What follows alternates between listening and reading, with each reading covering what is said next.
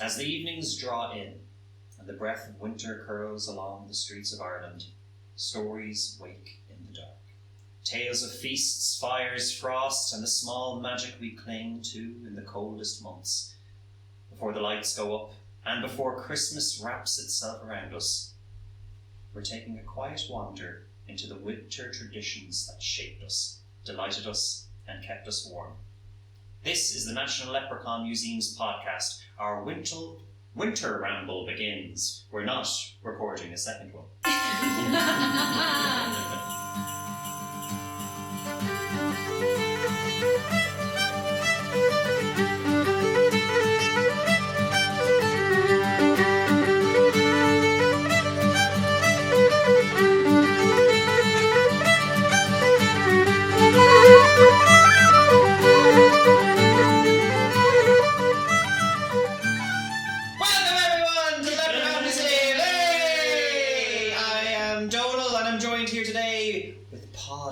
Feliz Navidad.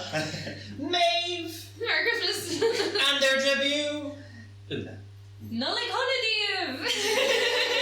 This is not just your first time on video, this is your first ever time on the podcast. Oh my goodness, is it? Wow. Oh my god, wow, I'm honoured. Thank you for having me.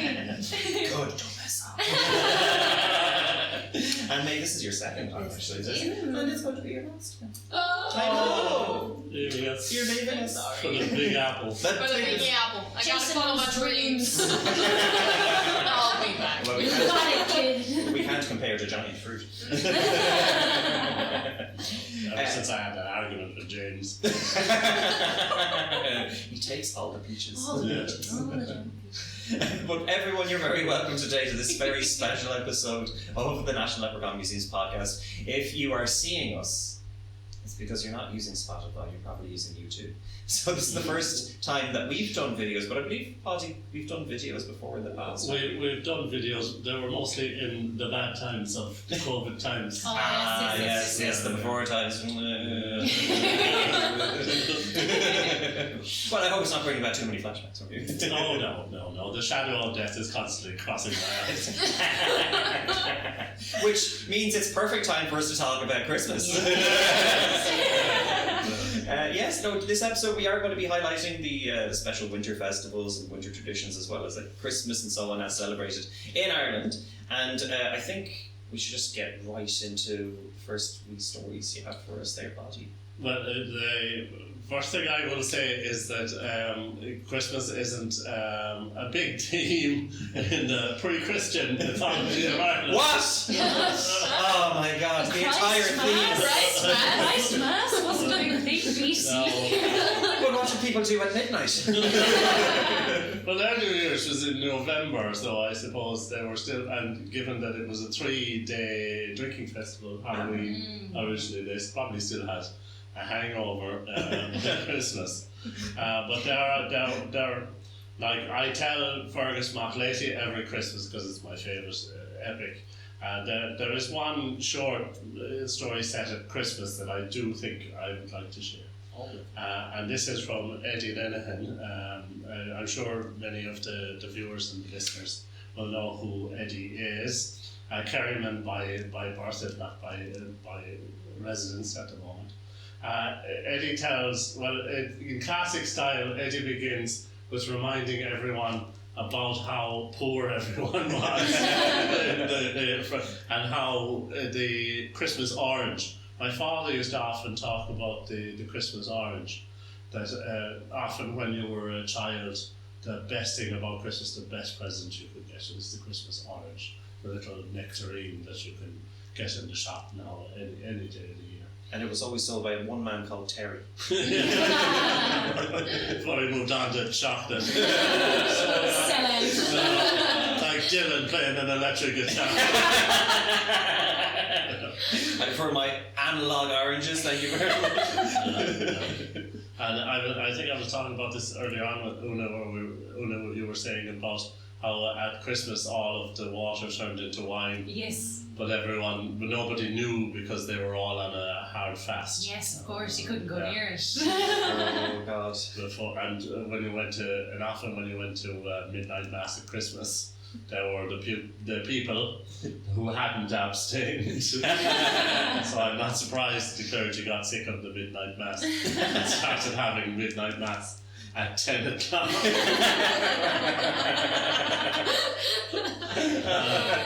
So Eddie relates how the people used to believe that every Christmas Eve at midnight, the cattle and the sheep and the donkeys, they would all kneel down on the grass to honour the baby Jesus, and then they would begin to speak.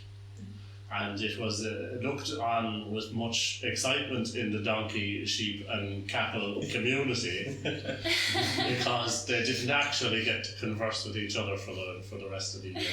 They couldn't understand each other the rest of the year. So, but there was a catch. You weren't allowed to actually go and witness them talking to one another because that would bring misfortune upon the family. Oh. And there was one man by the name of Pádraigín, and Pádraigín, he did not believe that the cattle and the sheep and the donkeys were actually talking to each other. There's always one naysayer. There's always one naysayer. So he was having a few pints of Guinness. He was a mad lad for the Guinness. He drank it every day of the week. And he'd had one too many, and he decides that Christmas Eve, rather than going directly home, what he will do is he will spy on the cattle and the sheep talking to each other. And he walked home, and then near his house, beside one of the fields, he knelt down in the ditch. And sure enough, the sky cleared at midnight, and the frost was on the ground, and the rays of moonlight illuminated the whole scene. And sure enough, he saw it as one in unison, as if they had heard a sound from somewhere else. The cattle and the sheep and the donkeys, they all knelt down to bow before the baby Jesus. And then when they had done their little obeisance, their little worship, they then laid down to rest and started to talk with each other. So the cow was calling the donkey an awful prick. To be fair, he's a bit of an ass.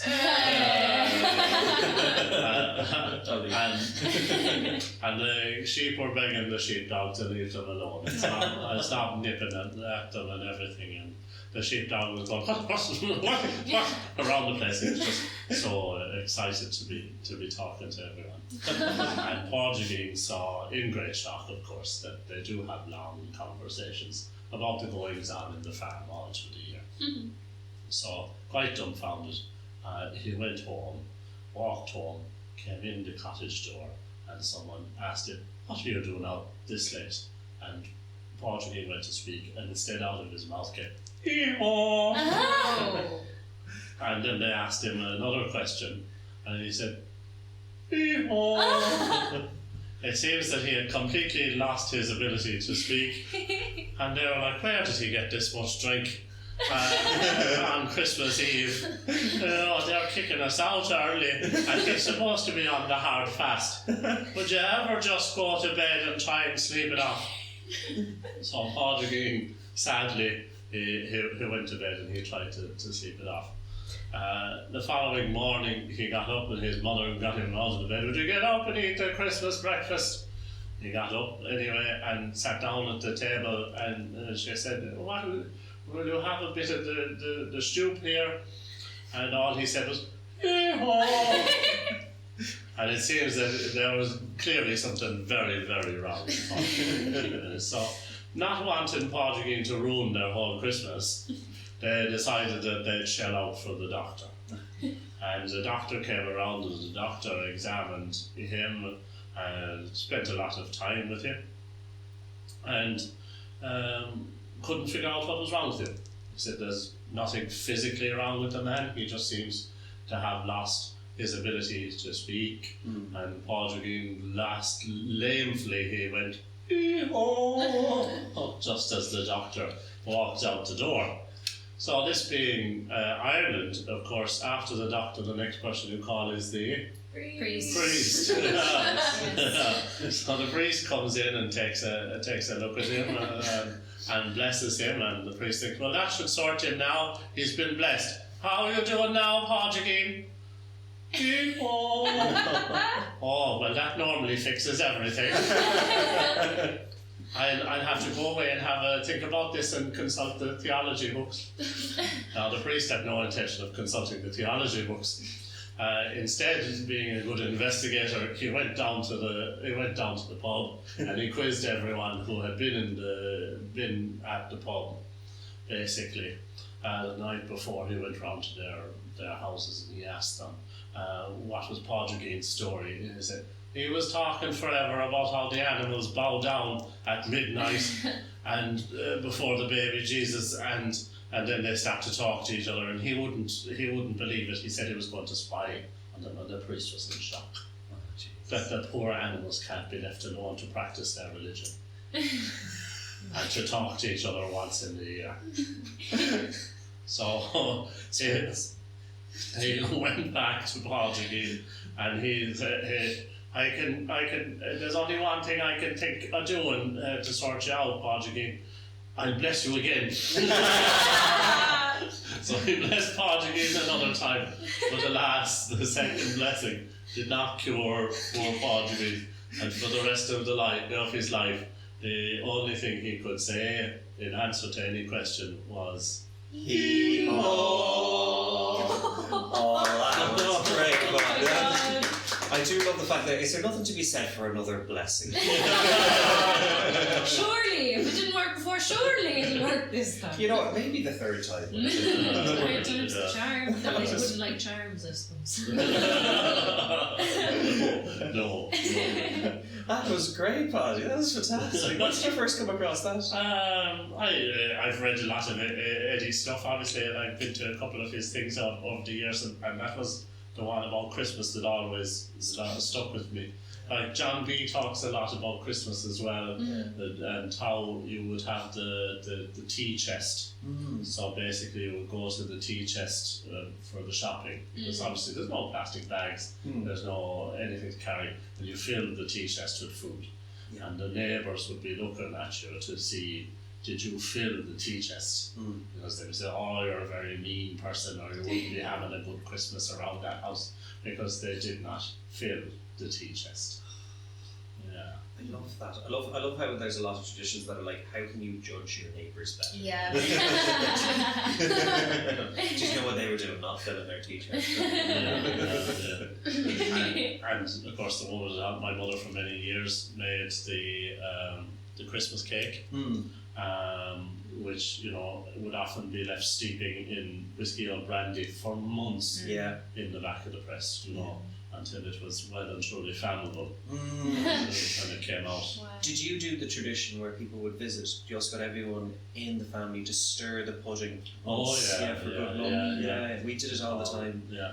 And like when it's just the batter of a Christmas pudding, that stuff is stunning. I don't know why we go to the bother of making it all. Making it all. Yes, you'd be drunk before the second serve. That's true, because it tastes fab. Yeah. And there's a folk song about it. Are we getting treated to it? I suppose. Yes. Tell us.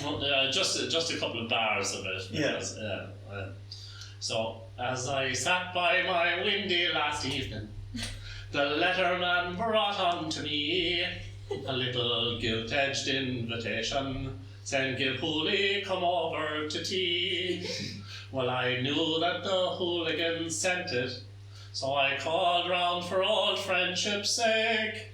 And the first thing she gave me to tackle was a slice of Miss Hooligan's cake. There was plums and prunes and cherries, citron and raisins and cinnamon too. There was nutmeg, cloves and berries, and the crust it was nailed on with glue. There was caraway seeds in abundance, or 'twould set up a fine stomachache. It would kill a man twice after eating one slice of Miss Hooligan's Christmas cake. Oh, that was fab. Oh! Listen. No, you're not allowed to quit. No. Yes. Sorry, you've done your contractual obligation. Yeah. We're here for another 10 years. Have you ever sang that on Christmas Day itself? Oh yeah. Well, my dad would sing it an awful lot as well on Christmas, going around the place, doing the spuds and the turkey and the grishkins from the turkey. And my siblings telling me that the grishkins, What are grishkins? they're the neck of the bird. Oh, Yeah. So my siblings would tell me used to tell me that it was the nethers, the nether regions of the bird, that it was the turkey's how's your father? Yeah. Is that why they taste so much? Yeah. They take it out of the bottom. It's But my mother used to put it in because it makes a very good gravy. Yes, yeah. It's a very good gravy. Oh, well, that actually, strangely enough, leads us to Christmas traditions. Yes. And a quick segue over to Una, who you've been actually researching some Christmas traditions for us, as well as talking about some of your own. I have, yes. So I think, as we were saying earlier, it's sort of hard not to talk about sort of Christian and Catholic traditions when you're talking about Christmas and winter in Ireland. Yeah. It's unfortunately sort of baked in, as much as I would love to like clothes separate church and state. Exactly. And I'm sure probably in an earlier episode of the podcast you probably talked about Halloween, right? Yes, about Samhain, yes. and how that was kind of the beginning of not only the pagan New Year, but it is the beginning of winter, Yes, right? and the 3-day drinking festival. This is it, yeah. So you had All Saints Day and All Souls Day, and it was the end of the farming year. It was when the crops had all been harvested and they were stored, and the animals were brought down from the mountains to keep them safer from the mad weather that we get here at that time of year. You would have had Halloween and been celebrating all the saints and also all of the Christian dead. Though, as we all know, the pagan tradition goes much further back and is a lot more fun. But something I did like about it, obviously they visited the churches and the graves and visited all their loved ones at the beginning of November. And did the classic Halloween things of leaving the doors open, which you were telling us about, Maeve. I remember in your tour that they would leave the doors open to allow the dead to pass through. And I really liked, I didn't know, they would put a tongs and poker sort of crossed over each other at the fireplace like a cross, to make sure that only the good spirits kind of hung around. And the bad ones had to carry on through and keep moving. So for Christmas itself, I found that it's much the same as a lot of other parts of the world. You're not going to find a huge amount of difference in it, you know. The presents or the little bit of money in the stockings, all of this crack. My favourite one that we always did at home, I'm sure a lot of homes do, is having the candles in the window. And the idea being that you're sort of lighting the way to Bethlehem, which I always thought was kind of a little magic thing. You're just guiding through whoever needs a light that night, which I thought was fab. But my favourite one I want to talk about, because it is so strange, there's a very dark one which we could talk about, which is St. Martinmas, but I'll leave it up to you if it's appropriate or not. Oh, wait, go over there. I want to go Yeah, you want to go there? Okay. What do you think, Okay, audience? stop. No, stop. Don't, please. No, okay. Don't make me sing. Don't make me sing. I There must was a carry man on. from Nando's. So November 11th Yes. was St. Martinmas. Okay. And St. Martinmas, St. Martin was, I believe, from like Denmark or somewhere. Yeah. And he was a martyred saint, basically for very, I thought, not interesting reasons. He was this posh bloke who had this lovely long cloak, and then he saw this poor man sitting in the street and deigned to cut half of his cloak off and give it to this man, and apparently that makes you a saint in Denmark. And for some reason the Irish adopted him as a saint that they were willing to do blood sacrifices for. Oh my God. I'm not messing. Free clothes we take it for the Right? Yeah, like it seemed to me like mean a great deal. So on November 11th, up into like the mid 20th century, so into like the 1950s, people would sacrifice. It started off with like pigs and sheep, and then it sort of trickled down to being like chickens, hens, that sort of thing. And they would daub the blood in the four corners of the house, and sometimes even put it on the children's heads. And it's just one of those really interesting things, mostly in Munster and Connacht. Don't know what that says about us, Paddy, but here we are. There's something in the water. That's it, and it was to celebrate Saint Martin's. There you go. There's an interesting wintertime tradition, sort of to protect the house, I believe. So I know if you pray to Saint Anthony, it's to find things. But Yeah. what about what would, given the sacrifices to Saint Martin, give you? Like a new cloak? Free clothes? Yeah, I'm not entirely sure, but I thought I was just really baffled by the brutality over the man with the fancy cloak, and I thought that was interesting. And then probably my favourite one, which Paddy, I know you'll know about, but I don't think is as common in like Ulster and Leinster, would be our Stephen's Day tradition that we have down in mostly, again, I think Munster and Connacht, which would be the Ran Boys. Do you know about the Ran Boys a little bit? So the Ran Boys, basically they would, my dad used to do it when he was younger, they would put on disguises and they would sort of visit house to house. And they would be looking for money. They would tell stories and sing songs and play music, and they'd get tea and money and all of this. And basically, it was to bury the wren. So they were the Ran Boys, because it was believed back along that Saint Stephen, who was martyred, he was caught by the Romans. He was hiding from them in a bush, but then a wren flew out, got a fright, and gave away his position. And so the Irish thought, just this one day we're really mad at the wrens, and we decide to seek revenge. So they go to all the houses and they say this rhyme. There's a couple of versions of it, but it's basically the ran, the king of all birds. St. Stephen's Day, he was caught in the furs. Although he is little, his family's great. Get up now, will ye, and give us a trait. Up with the kettle and down with the pan. Give us a penny to bury the ran. So they would come. Some of them, back along, again, to get a little bit morbid, would have a dead wren in a little jar. My dad said that they used to bring around a live one. They'd put holes in the jar, and he was like, I'm not sure how long it lived after that, but it was alive and they brought it around. Yes, and they would go and look for money around, and that was one of those things. They would bury the wren. But do you know why the wren is the king of all birds? Oh, is this the one where they were having a competition? Yes. Oh, tell us so this, all of the birds, long story short, were having this competition about who would be the king of the birds. And they were trying to decide the criteria, and they landed on, well, the king of the birds should be the bird that can fly the highest. And so the owl, he sort of sat this one out. He decided, I'll be the judge. The wise old owl, he sat back and he watched the rest of them take off. Every bird that could. Penguins didn't get far. Hens and pheasants didn't get very far, we all know. But some of them, the hawks and the falcons, they got up right high into the sky. And the eagle was the most sort of puffed up and confident of all of them. And he went really high, past his own limits, even up into the stratosphere. And he thought, I have this one in the bag. I am by far the tallest, up highest in the sky. But he didn't know. A little wren was sitting on his back, and just when the eagle had gotten as high as he could go, the wren hopped up just a little bit higher and became king of the birds. So I love that one. I think it's a really interesting tradition. It's sort of akin to the Straw Boys, if you've ever heard to them. The Straw Boys are a bit more insidious. I think they sort of visit weddings and demand drink, and they're wearing all this mad straw gear.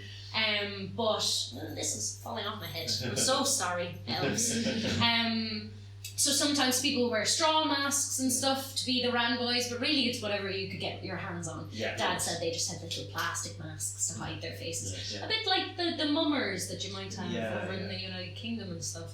And then the last one that I sort of think of, again, I believe it's more of a Cork and Kerry thing, is on January 6th. Which is Women's Christmas or Little Christmas, depending on where you are in the country. So it was 12th night after Christmas, and again, it has kind of questionable origins. You know, the women get a night off today from all the cooking and cleaning. How brilliant! Wow. It's not and the men are going to do all the cooking and cleaning for once. Stunning. But I really liked it. you know, it is kind of funny looking back and being like, oh yeah, so they sort of had to get the leftovers from the dregs of the Christmas cookies and cakes. But I think in the modern day it's taken on a nice quality. Like me and some of my friends on Women's Christmas just went and took a walk out in Howth and got fish and chips. Me and my mum used to always go and get dinner together. For a while I didn't really understand. I was like, why are we going just ourselves? She was like, it's Women's Christmas, which I just think is really lovely and a sweet little winter tradition. And again, it's got an interesting little morbid twist. There's lots of those, if you haven't noticed, in Irish culture. We love death. And isn't death great? And then Halloween, obviously, we have sort of these death and divination rituals. And there's another one that used to happen on Little Christmas, which was basically, they would make this cake of mud, and they would put candles in it. So one for every person in the house, one for every person in the family. They would light all of the candles, and whoever was burned out first, you were going to be the first to go. Which I thought was, really, really interesting. Very interesting thing to do with your little children, right? They're like, oh, well, looks like it's going to be little Timmy's this year. Tiny Tim. Which I thought was gas. I just have an image of, like, you know, sometimes during Christmas, the kids, I say as if I have any. Yes. You'd have an argument or a fight or whatever, and all the sugar and all the everything. Yeah. And, you know, if they were ever fighting, I'd imagine one of them, the little shites, would go over to the siblings that have a fight, which, fuck you. Oh my god, absolutely. Oh, you get your going, It's like, time's up, Jessica. Full eye contact, just like, no. Yeah. Could happen any day. I love that. I thought it was mad. And as we were saying earlier, it was believed on Little Christmas, Women's Christmas, that at midnight all of the water turned into wine. But nobody can prove it because none of them were allowed to drink it. So, you know, that was fun, wasn't it? Those are just some of the interesting wintertime traditions that I found and that I knew a bit about. That was gas. Thank you so much. You're welcome. What would be everyone's favourite wee one that they've done? I know you love going out on the dinner with yes, your mum. I love that. And the candles in the windows. But what about things you did on the Christmas itself? Because I know, like, a lot of people went to midnight mass before it was relegated to 10 p.m.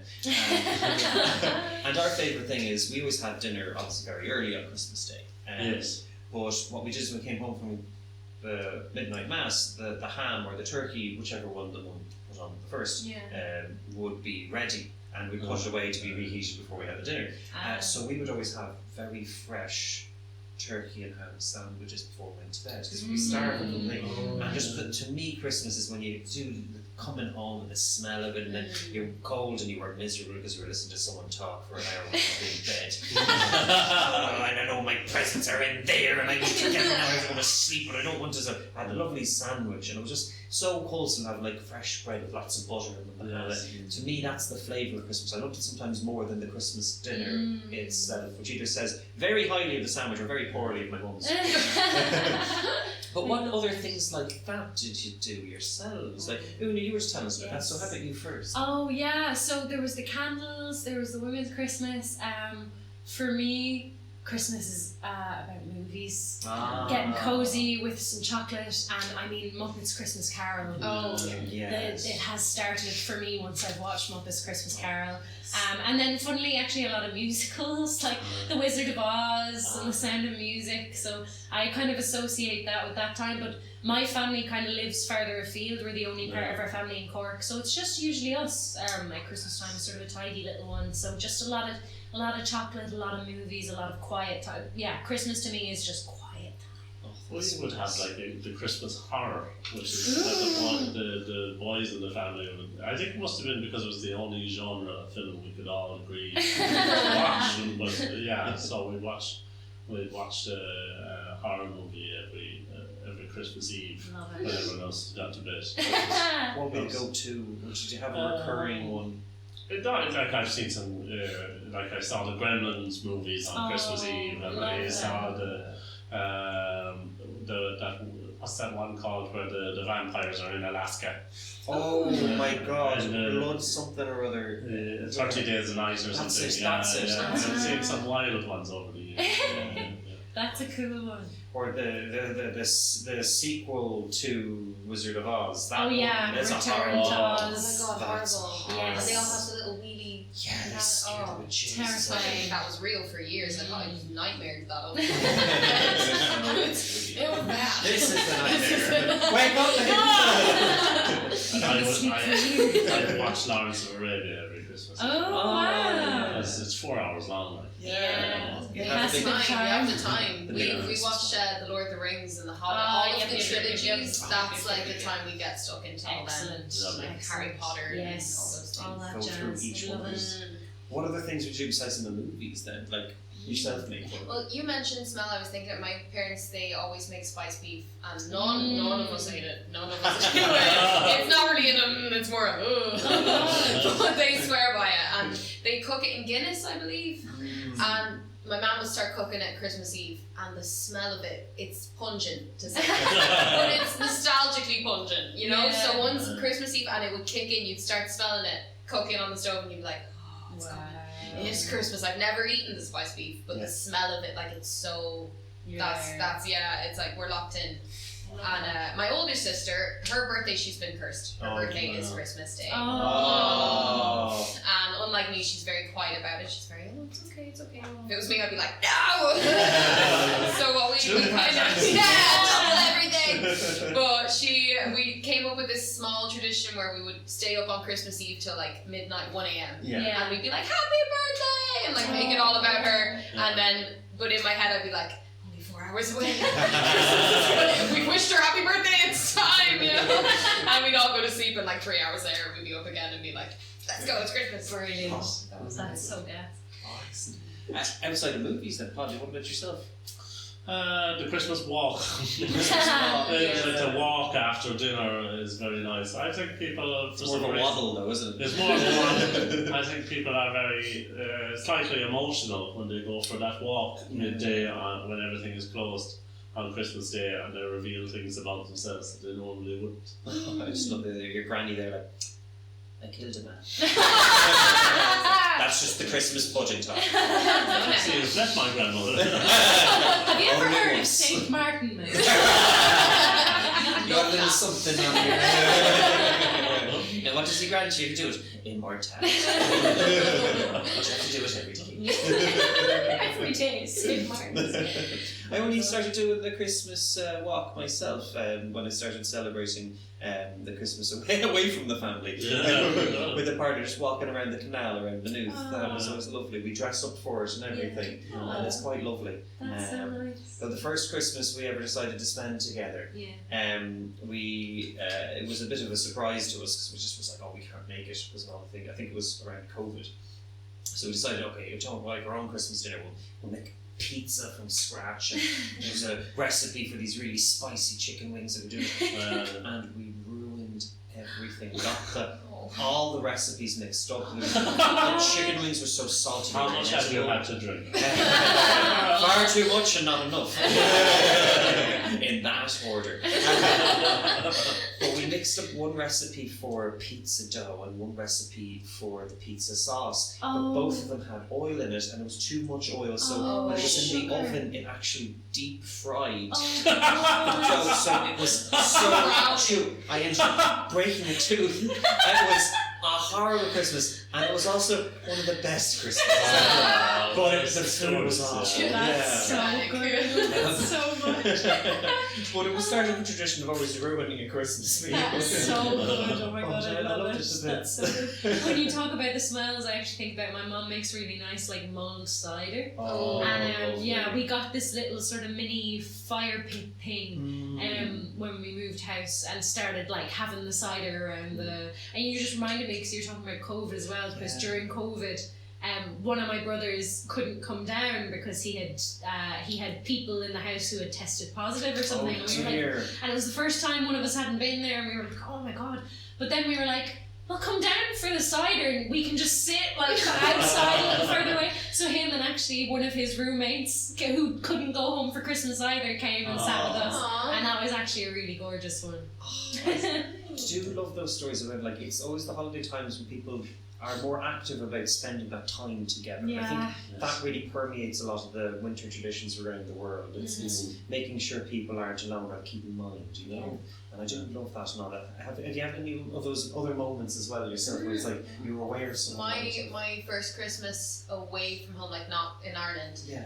I was in Paris, and me and my little sister and my best friend and her little sister, we rented an Airbnb, and we basically did it. We just invited anyone and everyone who didn't have anywhere to go or who were stuck and they didn't have home, and it was phenomenal. Like, I didn't even have a moment where I was like, oh no, I'm not at home, because I was so distracted because we had people from Mexico and America, and everyone brought like their traditional dish as well. So there was like loads of weird things. Like, there's this one, it was Mexican, I believe. They make a salad that's like, I think it's pineapple and marshmallow or something feral. But when you eat it, it's actually pretty good. Like, you have to be open-minded, because you're kind of like, But that was just wonderful, because we were sat there, and I remember like looking at my sister, and there was just thousands of people, and everyone was just cozy and like felt at home. So that was a wonderful Christmas. That's so cool. That was really cool. I love it. What about yourself, Bozzy? Any of those ones where you took in a stray? Our first year having Christmas together was interesting, because we were trying to incorporate traditions from Brazil. So like they do their gift giving on Christmas Eve, the 24th. Which I'm quite happy about. By all means. And before the vegan thing, it's quite common in Brazil as well to have fruit with the turkey. Oh, really? What type of fruits? All of them, because it's in their fruit season. Of course, down there, And often a Brazilian turkey is decorated with fruit all around it. It's amazing. It's That's really interesting. Yeah, and the my mother-in-law makes star fruit juice and activity. That's cool. That's so cool. Well, speaking of gift giving, what were everyone's favourite things from the shop that you can now buy and give to your friends this Christmas if you want to stop in just off Cable Street?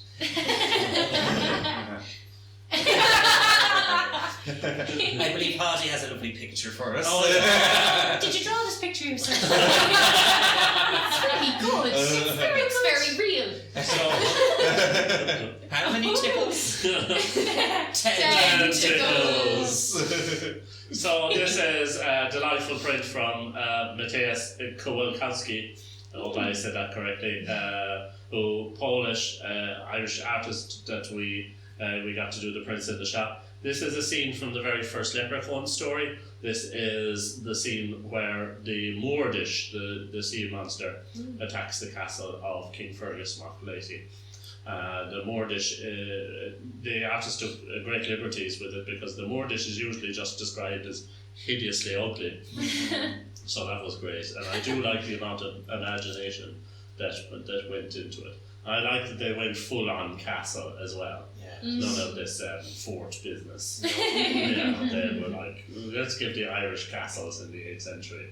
That would be nice, and it's beautiful.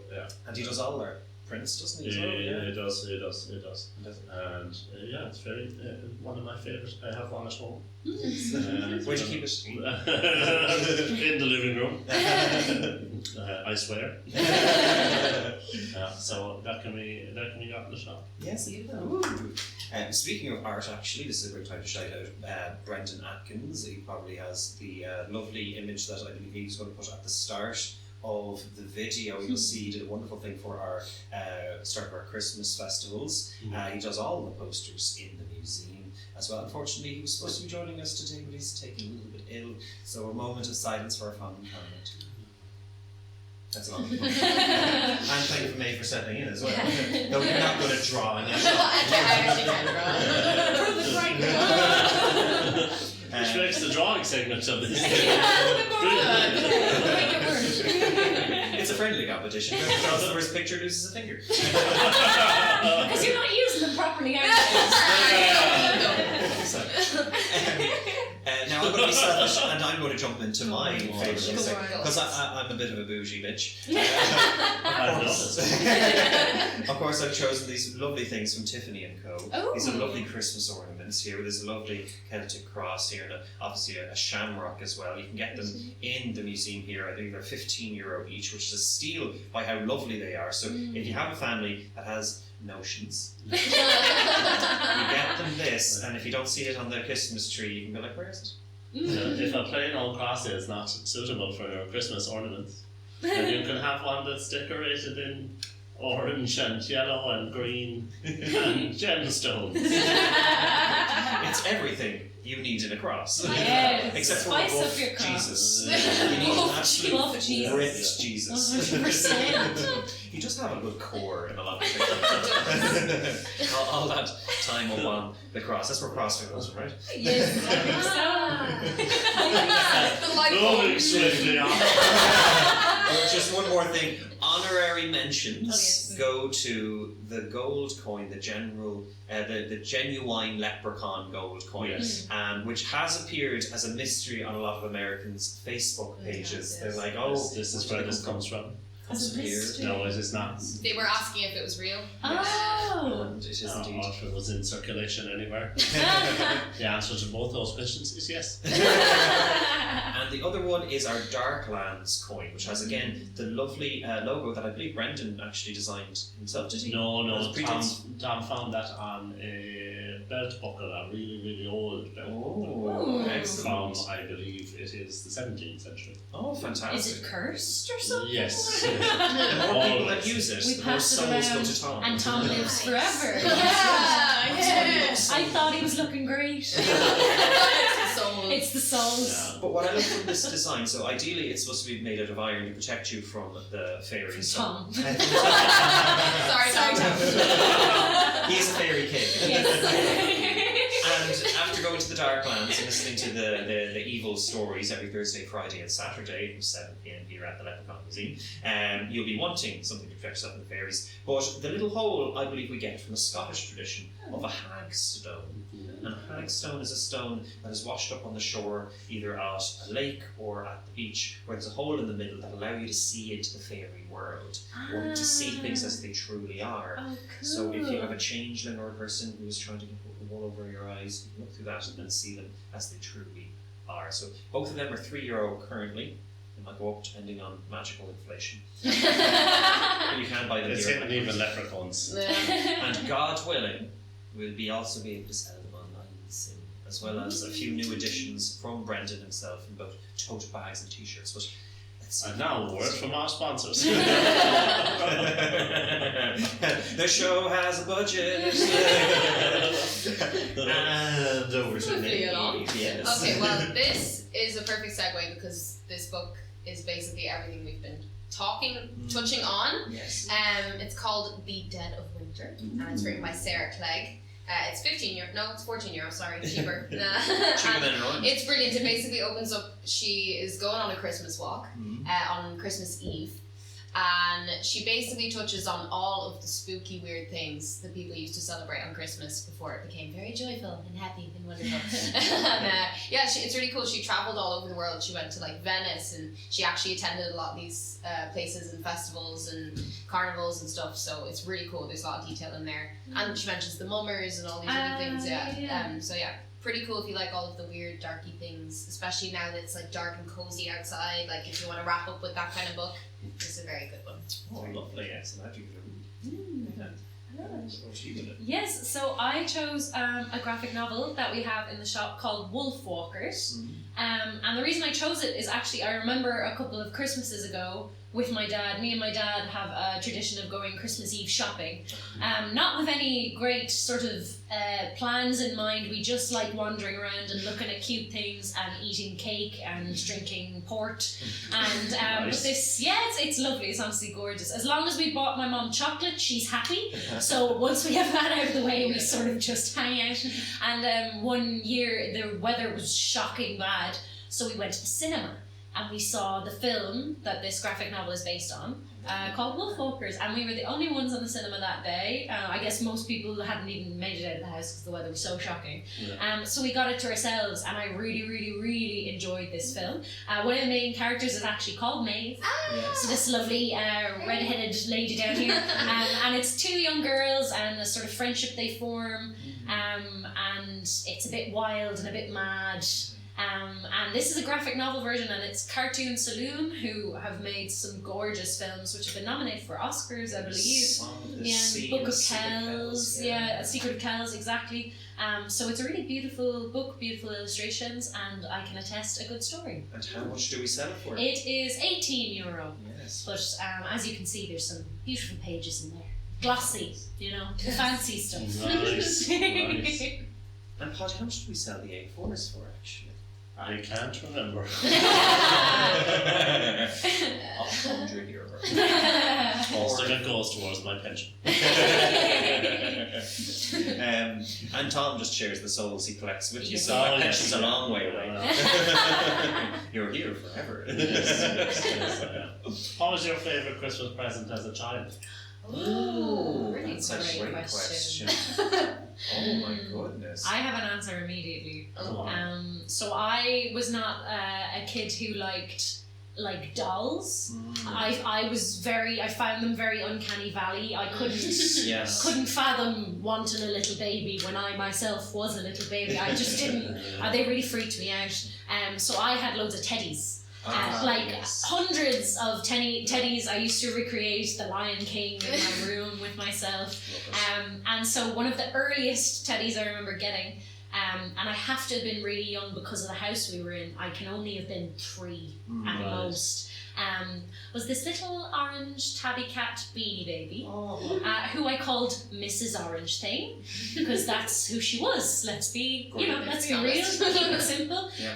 And actually, me and my brothers each got one. So there was a Mr. Orange Thing, a Mr. Grey Thing, and Mrs. Orange Thing was my one. And I still have her. She went missing for a year in the middle there, and then my uncle found her behind a couch in Kerry, and she was fine. She was fine. And I still have her. I brought her to Dublin with me because I just love her. So cute. That's my favourite one, definitely. That's fabulous. Stood the test of time. I got rollerblades one year. Oh, that popped into my head because I was allowed to wear them indoors. Yes. Chaos reigns. Literally, they would be like, Maeve, dinner, and you'd hear clatter, and me rolling in like, I'm here! It was the best thing in my life. It was the best. They were brilliant. And I never broke any limbs or nothing. Oh, fab. There you go. I think if I had them now, I would. But yeah, that was Oh, I love it. That's awesome. What about you, Pat?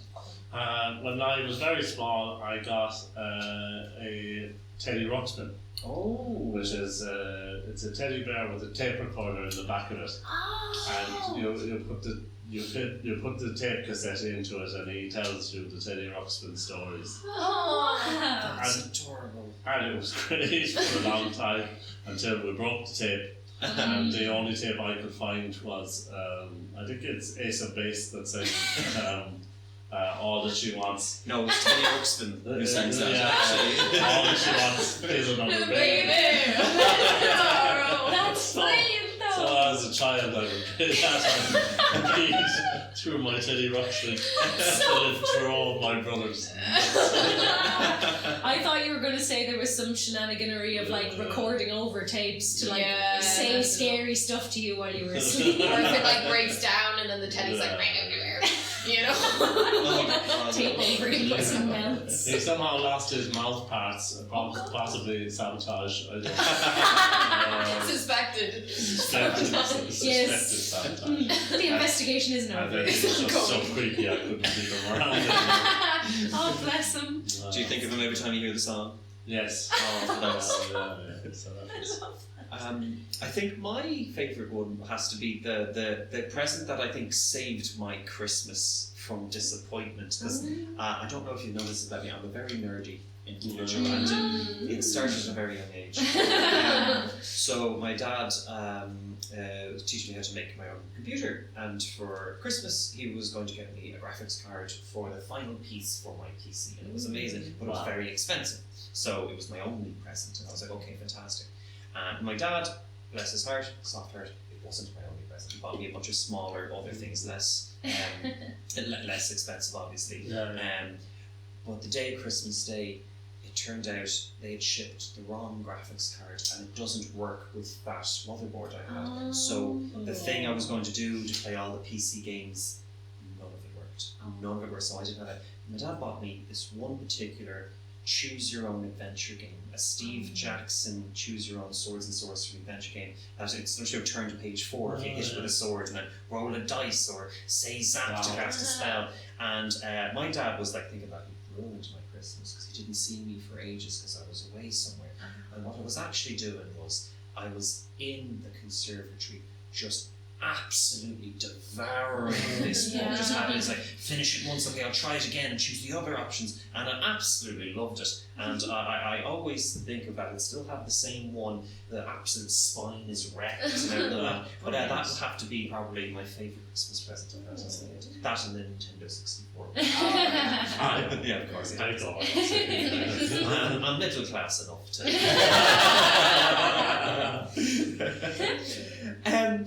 So I think that actually is a perfect place for us to stop. I want to take a moment to really just thank Niamh. Don't thank me yet. Oh, well, thank Niamh for putting it all together. Whether it worked or not, and we stick the landing, that remains to be seen. But this video recorded episode would not have happened without all the amazing work he does. So I want to take a moment that we just do a little bit of a boot of us. Thank you very much. I want to thank Maeve for stepping in for Brendan. Thank you very much. I want to thank Una for doing an amazing time preparing, and obviously it's your first podcast, and to have it on the video as well. I want to thank Paddy for your amazing story and your singing, and for letting us ruin the cottage to set it up. Don't live here. Sorry about your That's not the rumour going around the office. We don't know I've never seen you outside for this. Like your teacher, I don't exist. Outside of school. And finally, I want to thank everyone who's been watching us over the year. We had an amazing time creating all the podcast episodes. Obviously, this is very different to the Stories of the Fila we've been doing. In January, we'll have our regular scheduled program. Voyages, I believe, is the next one. Voyages was already released. It's Feasts next. Which we recorded before Voyages, actually. But yes, we hope you have a very happy Christmas, or whatever season holidays you're celebrating yourselves. And thank you for tuning in. Goodbye!